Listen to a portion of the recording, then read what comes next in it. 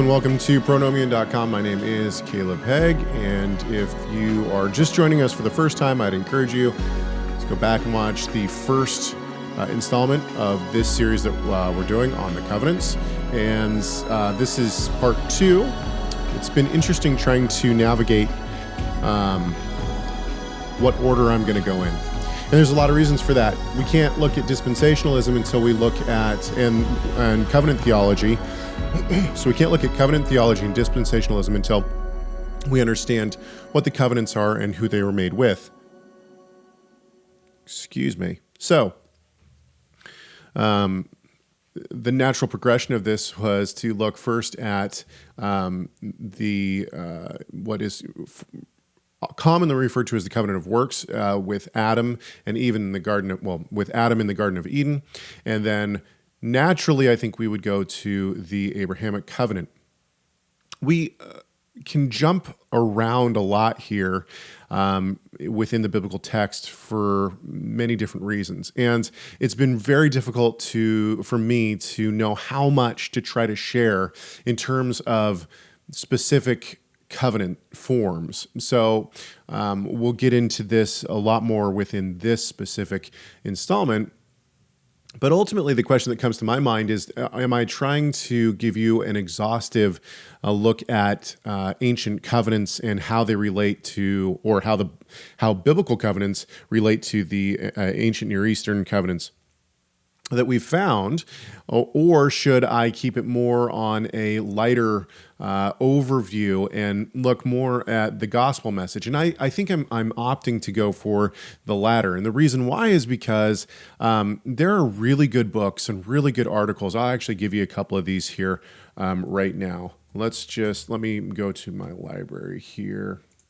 So I'll give you a couple of book names, and these books are, so if you want heavy reading, then I have 2 books for you. One of them is by Daniel Block. He's one of my favorite Old Testament scholars. He wrote a book in, I believe, 2020 or 2021. It's simply called Covenant, and it is 700 and some odd pages long. It's exhaustive. He talks a lot about the various covenants, and actually, when he's talking about framing the Abrahamic covenant, he starts all the way back in Genesis 12, Genesis 11, and even leading up to that, and how it all comes about, and why all of the backstory is so important. And he ties that all into the covenants.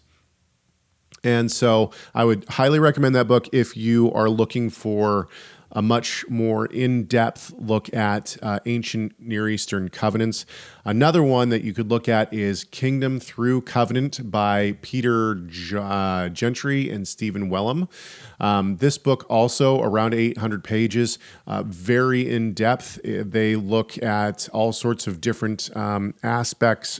One of the things that I've really gleaned from this book in particular is their survey of dispensationalism. We'll talk about that probably in 2 weeks. And so if you really want to dive into biblical covenants and the history behind them and that sort of thing, then I would recommend those books to you. I'm going to give you a couple of articles as well that you can look at. These are things that I'm pulling from, and I'm pulling from them because they're kind of standard when talking about the covenant of grant. So we'll talk more about what a covenant of grant is, don't worry, but just to give you receipts on everything that I'm looking at and where I'm pulling a lot of my information from. There is an article by M. Weinfeld. It's called The Covenant of Grant in the Old Testament and in the Ancient Near East. This is a highly sourced document. A lot of people refer to this. It was presented in the Journal of the American Oriental Society, April through June 1970, volume 90, number 2. And this it's on pages 184 to 203. I've gleaned a lot from it and have really enjoyed it. Another one is by a scholar named George Mendenhall. This was written, or I should say it was published September 1954, of Biblical Archaeologist, volume 17, number 3. The American School of Oriental Research. So and I'm sorry, the name of this is Covenant Forms and Israelite Tradition. So these are the places that I would probably send you if you want a really short and concise article that's going to give you an overview of biblical covenants. I would also recommend my father, Tim Hegg, his article on Torah Resource, which you can find. It's totally free. It's called The Covenant of Grant. And if you just put in Covenant of Grant into the search engine on TorahResource.com, it'll be the first one that pops up. Okay, so now that I've given you some of the receipts of the places that I've been looking and the places that you can go look yourself, let's just jump in here a little bit. First of all, I think that the Abrahamic covenant is probably I think it is perhaps the most important of the covenants. We got to be real careful about saying something like that. The reason that I would lean that way is because as we look at covenants, everything's built off the Abrahamic covenant. And I'll show you what I mean by this in particular. But the Abrahamic covenant is the vehicle for the coming of the Messiah. Now, we see this. Let me go to my Bible here. We see this. I didn't have this keyed up and ready, but we'll go to Genesis 3. Okay, and I'm going to bring you over into this here in just one second. Let's see here in verse 11. 12. Okay. So we'll start in 13, I guess. Why not? I'll kick you over here so you can see it as well. Okay. So in 13, then the Lord said, God said to the woman, "What is it that you have done?" And the woman said, "The serpent deceived me, and I ate." Then the Lord God said to the serpent, "Because you have done this, cursed are you more than all the livestock and more than any animal of the field. On your belly you shall go, and dust you shall eat all the days of your life. And I will make enemies of you." And this is really what we're looking for right in here. "I will make enemies of you and the woman, and your offspring and her descendants." This is seed and seed. So this is... The Hebrew word here is seed, zerah, in both of these. And this is important because the word seed becomes kind of it's like a signpost throughout the biblical narrative, especially of Genesis, but throughout the Bible. We see this continue to come back again and again and again. And why is that? Well, this promise is of the Messiah, right? "And I will make enemies of you and the woman, and of your offspring and her descendants. So, and of your seed and of her seed, he shall bruise you on the head, or he shall crush your head." I'm reading NASB right now, but I know the various translations that this could be. "And you shall bruise him and on the heel." So what is this, and why is this so vitally important? Well, I think that most of the people who watch this channel, and certainly my supporters, would probably know this is a prophecy of the Messiah, right? The seed that would come from the woman. And so instantaneously, the biblical reader is now reading about the seed that will come and is looking, well, is it the seed of Eve, or is it, does it keep going? Does it keep going? And all of a sudden, we get this narrative of Abraham. Abraham is given a promise attached to the covenant, and that promise is, "In your seed, all the nations of the earth will be blessed."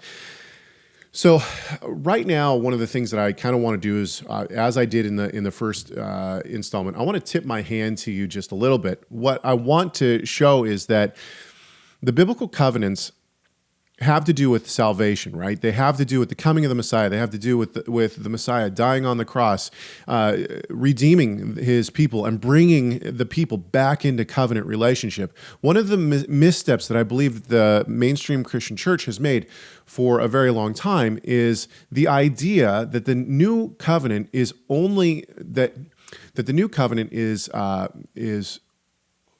people can only be part of the new covenant after the death and resurrection of Christ, and perhaps even Acts 2.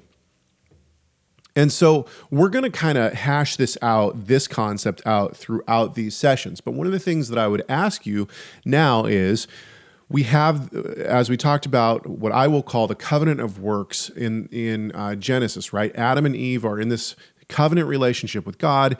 They do something that takes them out, separates them from God, takes them out of the garden, and now they are no longer in covenant relationship with God. And the question that I would have is, were Adam and Eve able at any point in their life, were they able to come back into covenant relationship with God? Now, we just read in Genesis 3:15 that there's this promise of the coming seed. And I would hypothesize and argue, and we're going to see this actually in our study on dispensationalism too, as it relates to the covenants. And by the way, I'm not a dispensationalist. So when I say we're going to study dispensationalism, I say that because we need to study dispensationalism and then covenant theology to understand kind of where we're going to center ourselves and our own minds around these theologies, or opposed to, or within, or whatever we want to say within these theologies. And so we will have to study dispensationalism. And one of the things that dispensationalism says, and this is right, is that salvation has always been through faith in Christ. And so the point here is simply that I believe Adam and Eve could come back into covenant relationship with God if they believe in the coming seed. And we see this also. Let me go back to my Bible here. Let's go ahead and come to Galatians 3. We'll come down a little ways here to maybe 6. And once again, I'm going to kick you over so you can see this as well. Let me get rid of my Hebrew here because it's not there. Just as Abraham, well, let's even start before this. We have to start before this, right? Okay, let's just start in 3:1. You foolish Galatians, who has bewitched you, before whose eyes Jesus Christ was publicly portrayed as crucified? This is the only thing I want to find out from you. Did you receive the Spirit by works of the law or by hearing with faith? This is, okay, so he's setting up the argument here. And what is the argument? The argument is that we are saved by faith and faith alone. And what he's going to argue in this chapter is that Abraham is the model. He uses Abraham as the model of faith. Okay? So going on in 3, he says, are you so foolish? Having begun by the Spirit, are you now being perfected by the flesh? Did you suffer so many things in vain, if indeed it was in vain? So then, does he who provides you with the Spirit and works miracles among you do it by works of the law or by hearing with faith? Just as, now he quotes Genesis, right? Just as Abraham believed God and it was credited to him as righteousness. Therefore, recognize that it is those who are of faith who are sons of Abraham. So it's by faith that we're sons of Abraham. And he's going to go on. Let's go down here to 15. Brothers and sisters, I speak in terms of human relations, even though it is only a man's covenant.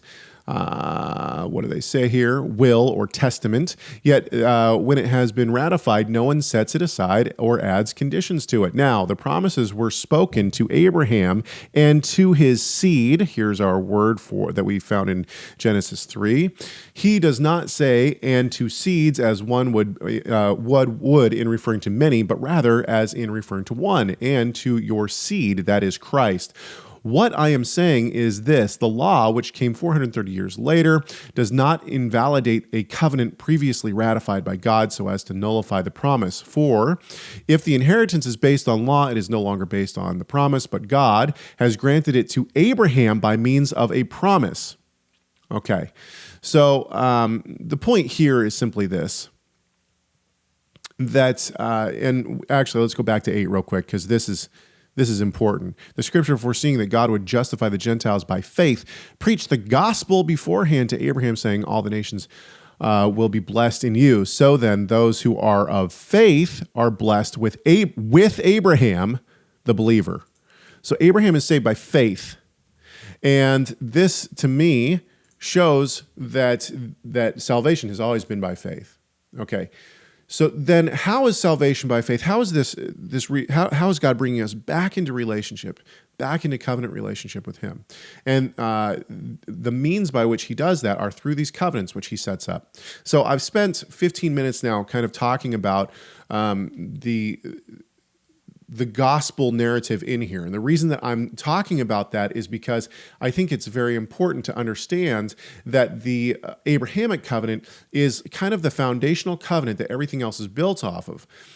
And why is that? Well, let's talk about that now. So what, let's go back to Weinfeld. I think that that's probably a great place to start. So Weinfeld says a couple of things. He starts his article by saying this: two types of covenants are found in the Old Testament, the obligatory type reflected in the covenant of God with Israel, and the promissory type reflected in the Abrahamic and Davidic covenants.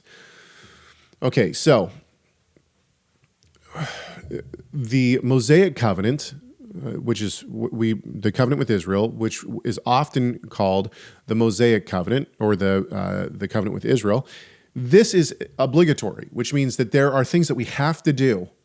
If we do this, this will happen. If we don't do this, this will happen. And this kind of is the same kind of covenant that we would see in like the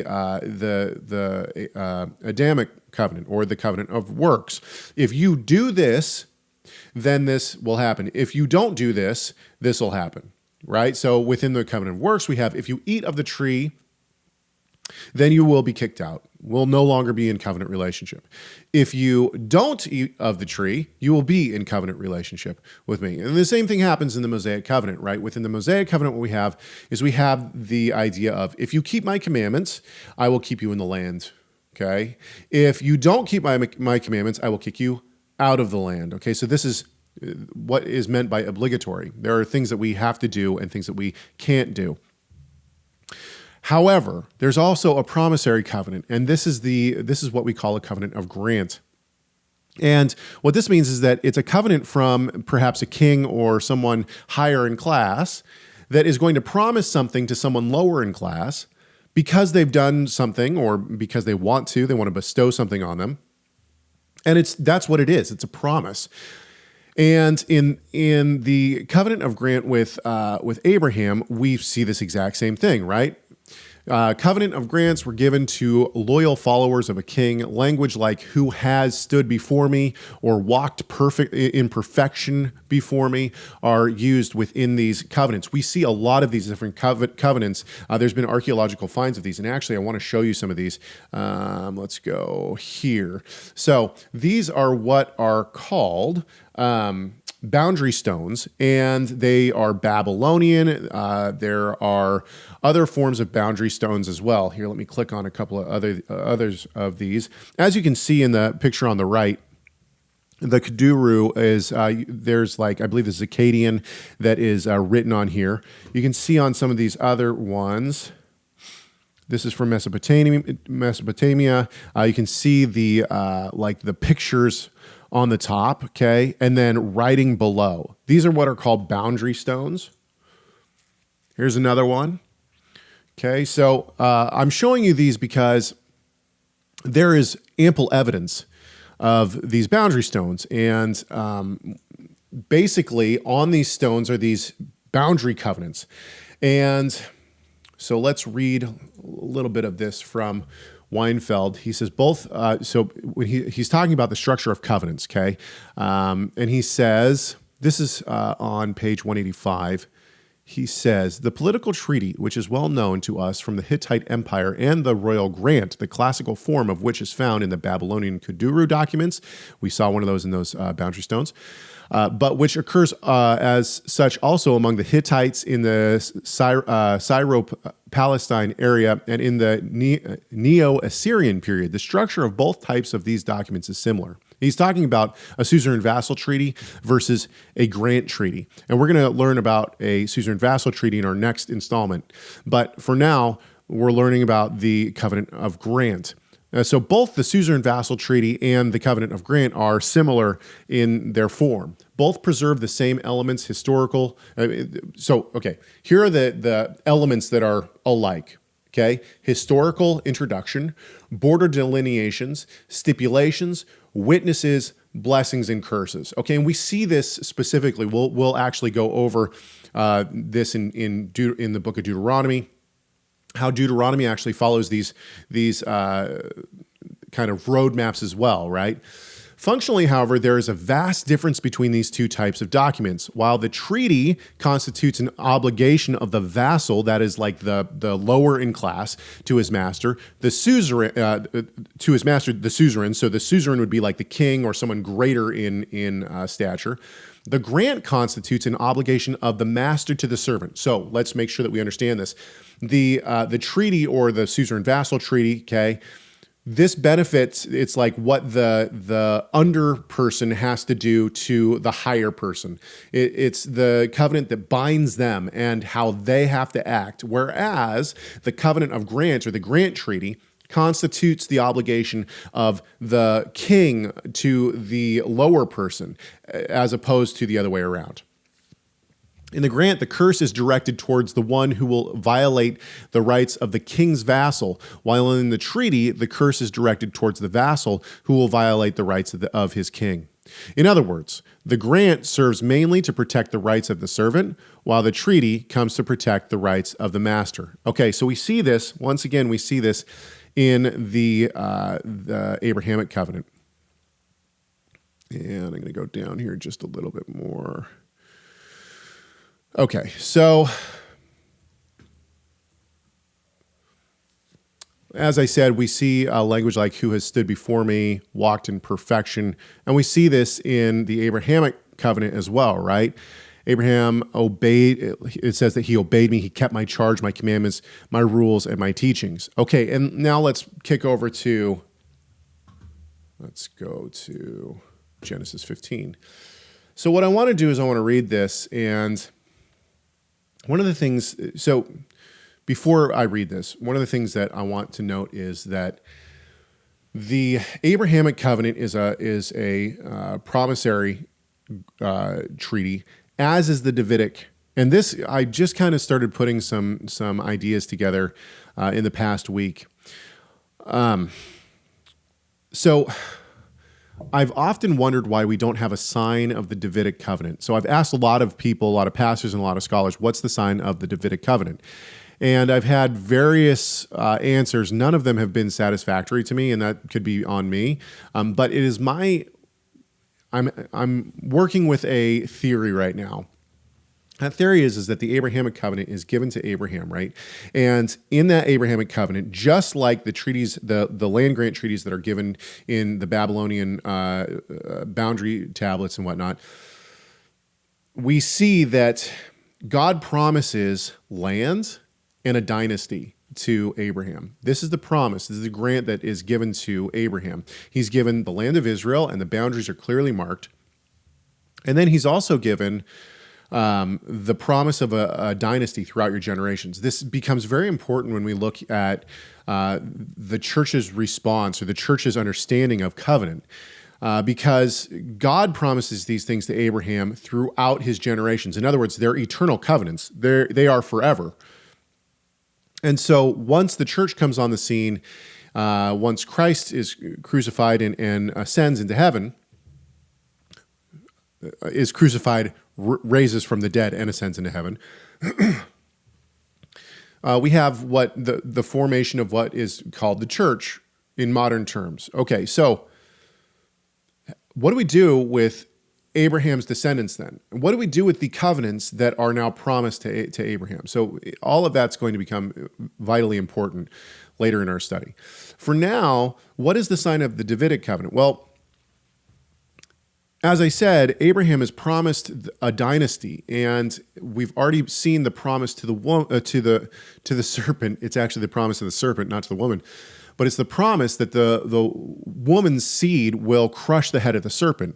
This is done on the cross by Christ. So now Abraham is given the covenant that all of this is going to come through him. It's through his seed that all the nations of the earth will be blessed. And this is the gospel message is now forming through these covenants, right? And so as we're going along in these, really the Davidic covenant is just a extension of the Abrahamic covenant. The Davidic covenant now just focuses in, yes, this seed is going to come, and all the nations of the earth will be blessed through the dynasty which is promised to Abraham. And now the Davidic covenant is just an extension showing a specific person within that line, within that dynasty, hey, the Messiah is going to come through you. So actually, I think that we might be able to say that it's either a ratification or an extension of the grant treaty that's given to Abraham. If that is the case, I would suggest that circumcision is still the sign of the Davidic covenant. It's the sign of the Abrahamic covenant, but since the Davidic covenant is part of the Abrahamic covenant, since it's a ratification or an extension of the Abrahamic covenant, the sign that is for the Abrahamic covenant remains the sign for the Davidic covenant. And I've done work on circumcision as a sign and what that means. You can find that on Pronomian.com. Okay, so and maybe I should roll back just a second. There's always a sign that goes along with covenants. There are signs that are, this will also become important later in our study, but there are signs that go along with each covenant. So for instance, the Noahic covenant has the rainbow. I will give you a sign, and that sign is this rainbow in the sky. There is the sign of the Sabbath for the Mosaic covenant, right? The Sabbath is the sign of the covenant, right? Circumcision is the sign of the Abrahamic covenant. So we're always given a sign, but there's a sign missing in the Davidic covenant, and that's kind of where I'm coming from on this. So my working hypothesis right now is that the Davidic covenant should be seen as part of the Abrahamic covenant, and therefore circumcision is still a sign. This falls in really nice with fortunately for me, it falls in pretty nice with some of the work that I've done formerly. Anyway, okay, so let's just read Genesis 15, and this is where we're going to end it today. But we'll kind of see some of the covenant language that's being used. After these things, the word of the Lord came to Abram in a vision, saying, "Do not fear, Abram. I am a shield to you. Your reward shall be very great." Abram said, "O Lord God, what will you give me? And so what will you give me since I am childless, and the heir of my house is Eliezer of Damascus?" And Abram said, "Since you have given no offspring to me, or no seed to me, one born in my house is my heir." Then behold, the word of the Lord came to him, saying, "This man will not be your heir, but one who will come forth from your own body, he shall be your heir." So right here, we're starting to see the foundational element of this grant treaty, which is his dynasty, right? God is going to give him his own dynasty. And he took him outside and said, "Now look toward the heavens and count the stars, if you are able to count them." And he said to him, "So shall your descendants be." Then he believed in the Lord, and he reckoned it to him as righteousness. So right here, once again, we have salvation by faith, right? And what is that faith? It's faith in the coming seed. It's faith that the seed will come, and not just that, but that he will have descendants, right? That he will have a dynasty. He has faith in this dynasty, and ultimately he has faith in the coming seed that would crush the head of the serpent. And he said to him, "I am the Lord who brought you out of Ur of the Chaldeans to give you this land to possess it." He said, "O Lord God, how may I know that I will possess it?" So once again, right now, we have the second part of our covenant. And that second part of the covenant is possession of the land. So he's now giving him the two parts of this covenant, which is dynasty, and he's giving him, and we see this within the boundary treaties that, the boundary markers that are the historical boundary markers, because it's not just the land which is promised, right? So what'll tend to happen is, and actually I do want to find one other thing my dad wrote. Yeah. So let's read here. This is on Torah Resource Covenant of Grants. He says, King has suggested that the Keduru stones were employed at a time when the authority of the government was not sufficiently powerful to guarantee respect for the real estate of private individuals. Thus, To the documents of the royal grant were added divine curses and the witness of the gods. The land was thus put under a protection of the gods in lieu of governmental protection. This would particularly apply to favored individuals who were asked by the king to settle among hostile populations. The first characteristic of the royal grant is seen in the basic posture of the covenant. While in the suzerain vassal treaty, the rights of the great king are guaranteed by the treaty. We've already covered this. This is an abrupt change from the suzerain vassal treaty. Let me read this last line. In the royal grant, the rights of a favored individual are protected. In each case, the curses are directed against any who would infringe upon the rights of the landowner. This is an abrupt change from the suzerain vassal treaty, which directed the curses toward the disloyal vassal. The royal seal likewise confirmed the rights of the one to whom the land was given. The king himself pledges his power to ensure the reality of the grant. In one text, the seal is connected with an oath. Okay, but one of the points that I want to make here is simply this. The king would give the land to this person, but then he would give it to them. He would give that land to your generations to come. Okay, so it's dynastic in that as well. So even the grant treaties that were made by kings to human individuals, there was a dynastic idea of this. And I think that this actually plays into, somebody asked me, what does it mean to be cut off from your people? And we could do maybe we will do an entire session on this. I think ultimately, could it be spiritual? That's possible. Does it mean that the person's cut out of the covenant completely and their descendants? Well, now what are we going to do with the new covenant? I think what it means is that the person who is cut off from the people no longer has land rights. And so this would bring up a lot of issues in terms of, okay, well, what about the Gentiles? If the Gentiles don't have land rights, we'll get into that at some other point.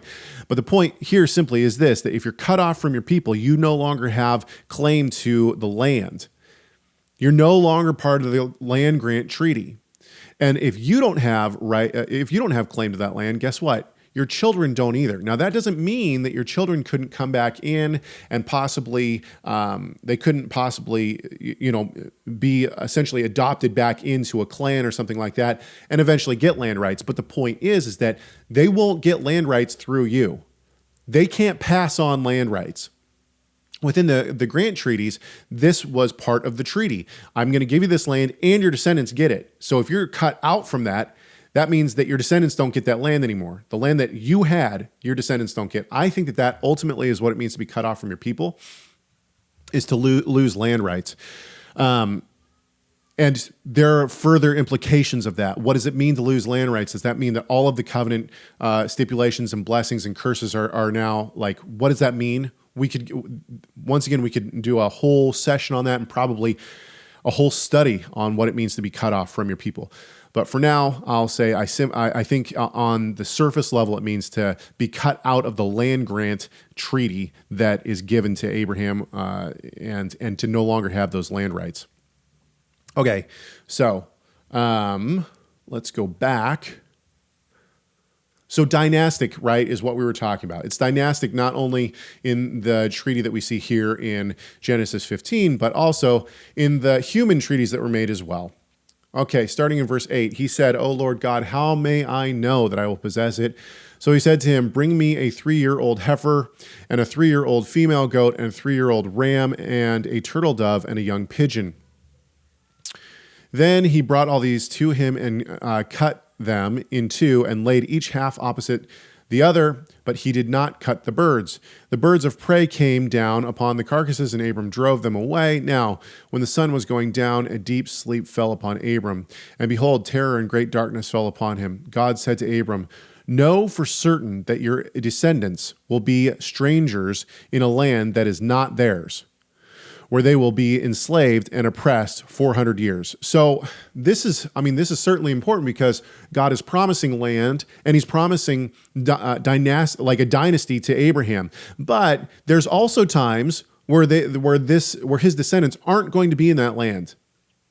This is important for multiple reasons, but ultimately, this 400 years is when they're going to be in Egypt, right? "But I will also judge the nation whom they will serve, and afterwards they will come out with many possessions.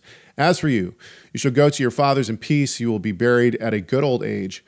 Then in the fourth generation they will return here, for the iniquity of the Amorites is not yet complete. It came about when the sun had set, that it was very dark, and behold, there appeared a smoking oven and a flaming torch which passed between these pieces. So this has been shown in various articles in various places to be part of the ritual that would take place for a grant treaty like this. On that day, the Lord made a covenant with Abram, saying, "To your descendants I have given this land from the river of Egypt." And now look, now we have what? Now we have the boundary markers. These are the markers that God gives, right?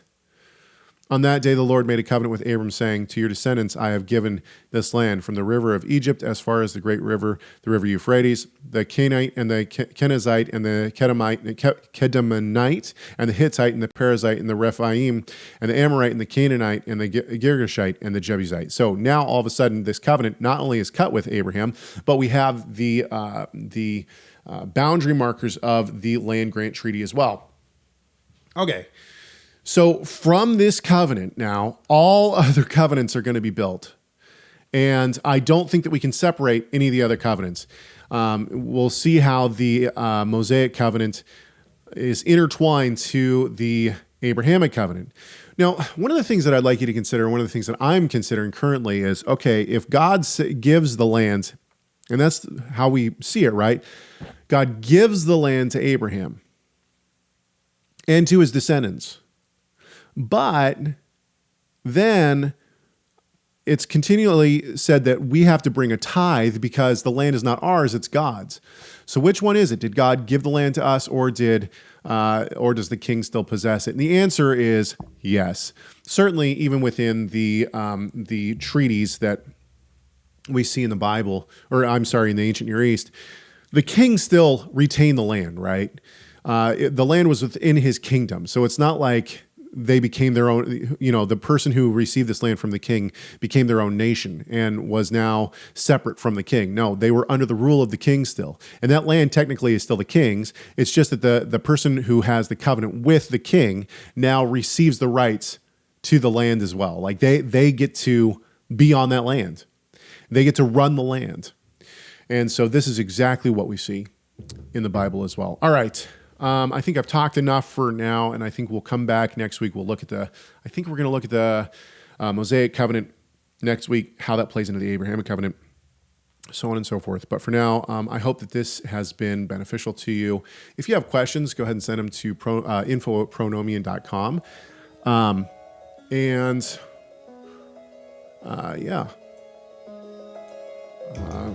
I hope that this has been beneficial to you, and I will be back, hopefully, Lord willing, next week. Let me know if you need any questions answered or anything else. Thank you so much. We will talk to you soon.